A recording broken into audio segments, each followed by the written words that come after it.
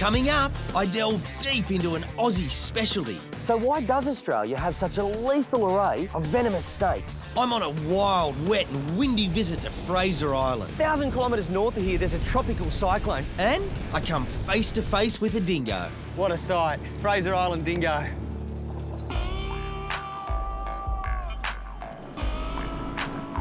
This great land of ours is renowned as being home to some of the world's most dangerous animals.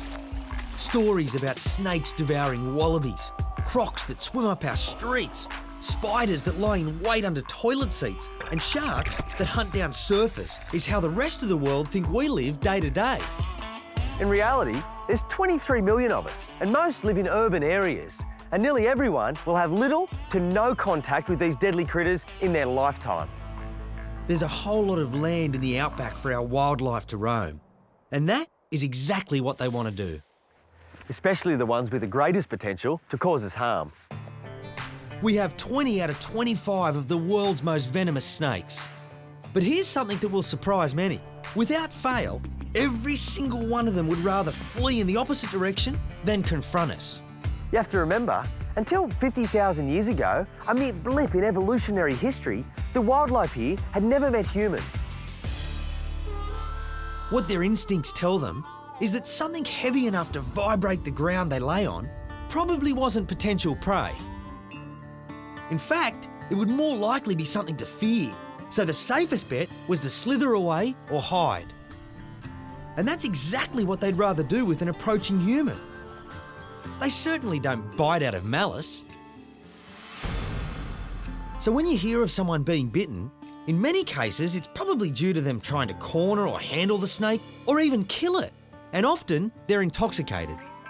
So why does Australia have such a lethal array of venomous snakes? One theory puts it simply. Australia is a harsh continent, and snakes develop venom as a tool to help with killing prey and digestion. Our venomous snakes hunt in different ways, and it's down to the confidence they have in their own venom that decides how they go about it. Some, like the death adder, have taken the easy option and become ambush predators. Death adders live in country just like this, and they bury themselves under the leaf litter, just their head, eyes and tail with a lure. They wiggle that tail. When unsuspecting prey comes along, bang, they'll grab it. Now, adders also have a large bulbous head with long fangs, and when they bite onto their prey, they hold on. It's all about energy conservation. The habitat is harsh and food is scarce. So the more energy conserved, the less times they have to eat. But for the majority of our venomous snakes, they're active hunters. Taipans, brown snakes will aggressively seek out prey. And when they find them down a burrow, in a nest, they'll attack, no question. It could get a series of bites in. Most likely, it'll be one. These are the snakes with the most confidence in their venom. The prey will be out of there like a rat up a drain pipe, but the snake's supreme senses will already be on its trail. Before long, the unfortunate victim will succumb to the snake's venom. Now, for most Australian snakes, they have strong neurotoxins that essentially paralyse the prey. Whatever it is and wherever it falls is where the snake finds its next meal. When food's scarce and life's tough, energy saved versus effort exerted is critical, as snakes may not get a chance to sink their fangs into another prey item for some time.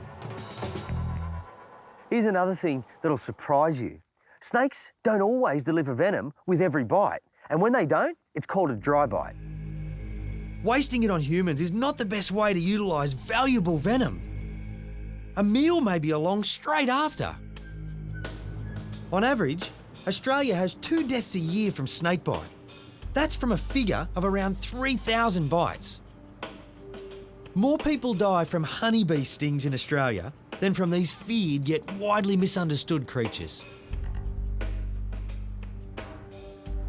Having said that, the number of deaths from snakebite is far less than it used to be, and that's thanks to antivenom.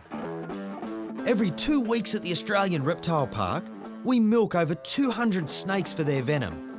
The venom is then sent off to be made into antivenom. It's an important part of our work here because without it, there would be a lot more deaths from snakebite across the country. We've been supplying venom for over half a century, and it all started with the park founder, Eric Worrell. Until 1955, the only available snake antivenom came from tiger snakes. It didn't matter if you were bitten by a brown snake or a death adder, that's what you got. But a spat of deaths in the early 1950s from taipan bites saw Eric step up and become the main supplier of taipan venom until an antivenom was released. Subsequently, antivenoms were released for brown snakes and death adder until a polyvalent antivenom was released that combined snake venoms so that any unidentified bite could be treated across Australia. The venom we extract here is sent off to the BioCSL in Melbourne to be made into antivenom. Now that's the last for this batch, and it's on its way.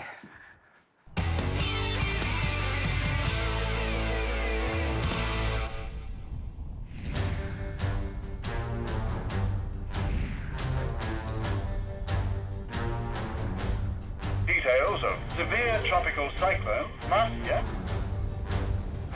Intensity, category 3. Sustained winds of 150 kilometers per hour with wind gusts to 205 kilometers per hour. Think Fraser Island and long stretches of golden beach, dingoes and sunny skies spring to mind. Unfortunately, the latter isn't on the cards for this visit. Now, there's my first glimpse of Fraser Island and the coast. And you know, things don't always go to plan. I've had this trip organised for a long time. But right now, 1,000 kilometres north of here, there's a tropical cyclone, category 3. It's pushing a big low pressure system down this way. Now, the ocean's already up to a few metres. It's massive, awesome to see. The winds are started, they're going to get much stronger, and the rain's going to pour down. But, you know, that's what makes each trip unique and exciting, and these are the parts that you remember. The wildlife on Fraser is immense. 47 mammals, 79 reptiles, 354 bird species have been recorded. The trouble is, they all know bad weather's on its way.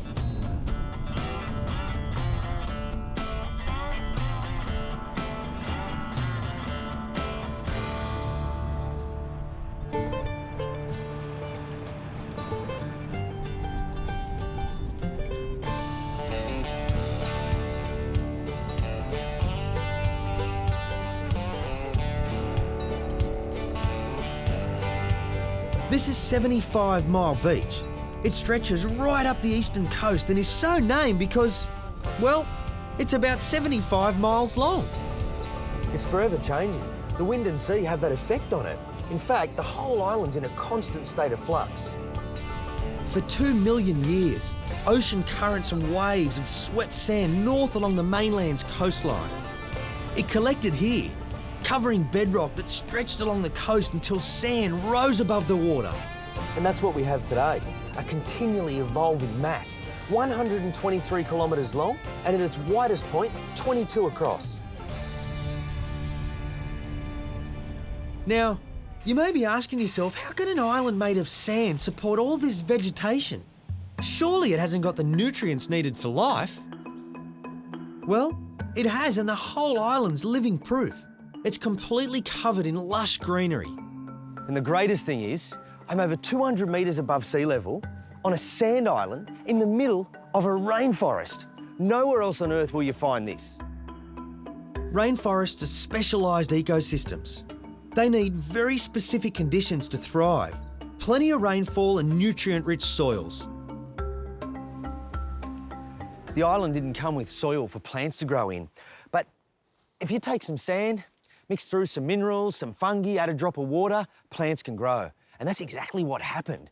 Now, as the forest got established, the cycle begins to turn over. The trees are up, the leaves fall, they decompose, and now they turn over their own nutrient-rich soil. No matter where they are in the world, you'll find one thing common to the trees in the rainforest. Life on the ground in the understory is tough, especially for plants, because they need sunlight and very little penetrates through the canopy, except when a big old tree like that comes crashing down and it leaves a gaping hole and sunlight floods through. Then it's a race to see which sapling can get up into that patch of sunlight the fastest. That's the plant that'll fill that hole.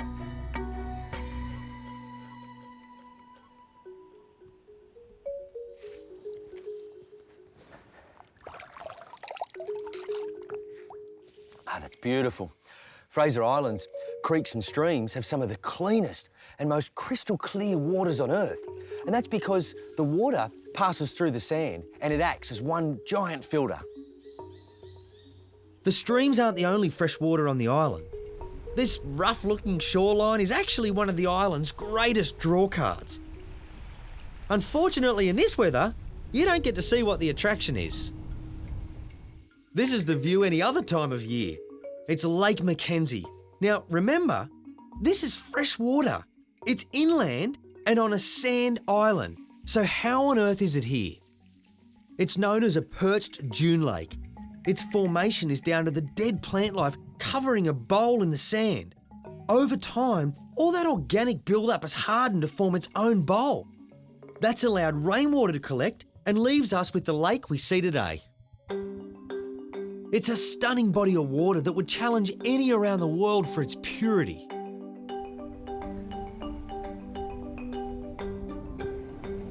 The best place to catch a glimpse of dingoes on Fraser is on the beach. The trouble is, in this weather, I've got no chance of seeing one, so I'll have to see some turtles. They're not so bothered about a bit of wet.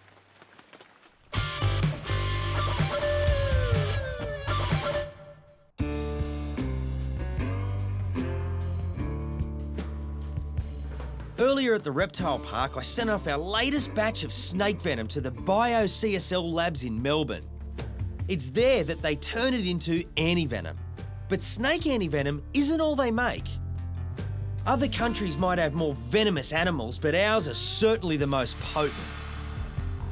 BioCSL got involved with antivenom production in the late 1920s. It was clear then that something had to be done to protect the growing population from the threats that surrounded it. Snakes and spiders get the majority of the bad press, but there's a long list of other deadly species we should also consider. There's jellyfish, octopus, fish, and ants out there that can have just as much of a devastating effect. And you won't believe what animals are helping scientists make the antivenom that saves human lives. Yes, boy.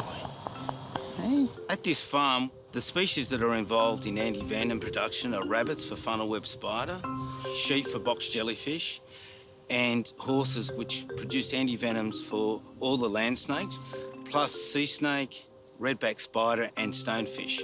If we went back to the earliest days of antivenom development, it involved horses, using horses as the animal to immunise with venom to produce antibody. And that remains the dominant technique throughout the world today. Technology really hasn't changed over the years. The main change has been the introduction of the apheresis machines which are human plasma collection technology. Well, who'd have thought that? So the horses are injected with minute amounts of venom over time, so small that it doesn't have an adverse effect. But what it does do is produce antibodies that counteract the foreign substance in its system. 12 months down the line, blood is taken and the plasma extracted. That contains the antibodies, which, when injected into the snakebite victim, neutralises the venom. What's happening today is blood's being drawn from the horse and it passes through this apheresis kit machine, which separates red blood cells from plasma. Now, the plasma is collected in the bags below, which is used for antivenom production, and the red blood cells are returned back to the horse during the process. This process takes about 3 hours and 10 to 12 litres is collected from each horse.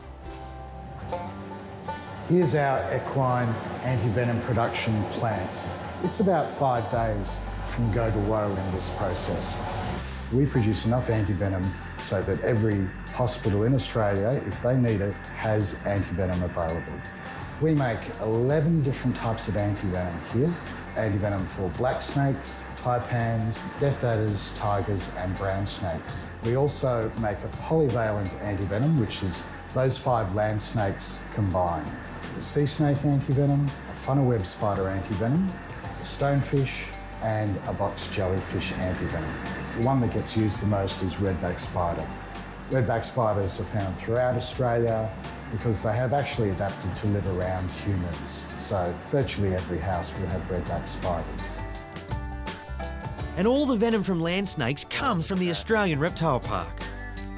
That's something we're really proud of. Bites and stinks account, as you guys will see, for a lot of presentations to the emergency department. The development of antivenoms in Australia started at the Commonwealth Serum Laboratories, then a government laboratory based in Melbourne. So CSL Limited has a long history of involvement in this area. They developed the venom detection test, they developed the first aid technique that is now standard in Australia and is being looked at in other parts of the world. They've been involved in producing guidelines for doctors on managing envenoming around Australia over the last probably 30 plus years. So in Australia, the number of snake bites that present to hospitals throughout Australia is about 600 a year. The redback spider envenomation, where people come in with quite extensive amount of pain, what we call local sweating, piloerection, where the hairs stand on end, that's the most common presentation to emergency departments that require antivenom. The typical person thinks that a snake fang is really pretty large. You know, snakes on a plane. This is an African snake, a gaboon viper, very large fangs. That's kind of the preconception that some people have. But many times, because we've got very toxic snakes in Australia that have, generally speaking, pretty short fangs, then a bite may not particularly be noticed by the patient. That's a brown snake fang, the leading cause of death from snake bite. So this says that you can have a person who collapses out in the bush or even at home after a snake bite, unaware that the cause of their illness is a snake bite. The mortality in Australia as a result of snakebite is about 2 to 3 on average a year, and that's been over the past 10 years. In the past, we had a bit of a peak, and we do see that on occasions when you look at the history in terms of mortality as a result of snakebite. So there you have it. Without doubt, venom is an Aussie specialty. The best way not to get bitten is just to give snakes a bit of space. If you see one, leave it alone. Most people are bitten trying to catch the snake or kill the snake. If you happen to get bitten, you really do need to stay calm. That's the golden rule. The faster the heart beats, the more the venom pumps around the body. Further to that, immobilise the limb. Get yourself to hospital. Don't worry about wiping it. They need that venom there to test what snake it was if you're not sure. Even if you don't know if it was a python or a venomous snake, get to the hospital and you'll be right.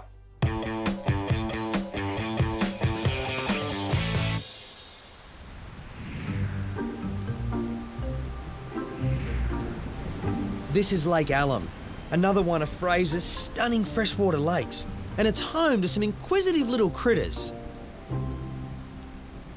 These are Crefts river turtles. They're a subspecies of Australian short-necked turtles. To get a closer look, I'm going to have to get wet. Well, wetter than I already am.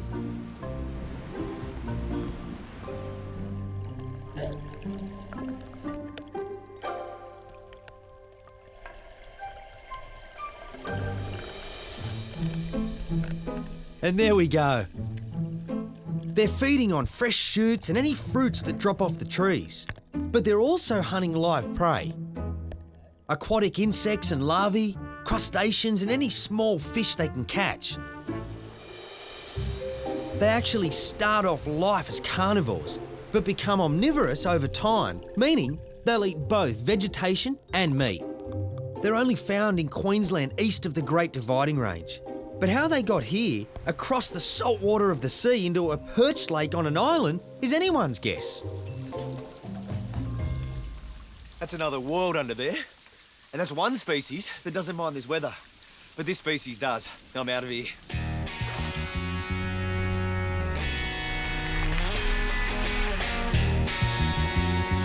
I'll be disappointed if I don't see a dingo while I'm on the island. All I need is a break in the weather, and I'm sure they'll be out. 25 to 30 packs inhabit the island, each containing between 3 and 12 individuals. They're the apex predator here. They literally keep the ecosystem in balance.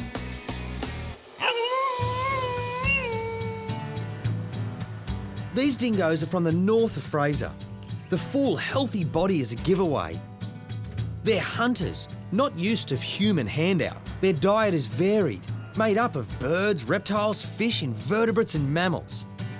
They're living the high life, and that's probably why Fraser Island dingoes are the biggest in the country.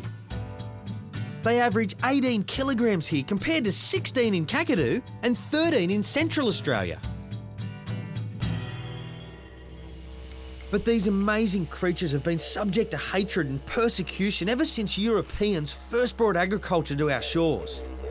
It's when they come into contact with human activity that the trouble begins. Whether intentional or not, feeding dingoes upsets the natural ecology. If people are feeding them, that leads to a loss of hunting skills and they become dependent on food scraps. Not a good situation. If the food source they're relying on stops, that's when dingoes can become aggressive and incidents occur. Things are looking up. With a break in the rain, there's every chance a dingo will venture out. I'm heading down the beach to see what I can find. And look at that. He's a bit wiry. I'm back down the south end of the island where human interaction is more common. If I'm right, his thin body's a sign he's got a bit used to handouts and probably hasn't learnt the hunting habits of dingoes further up the island. What a sight. Fraser Island dingo. Doesn't get any better than that.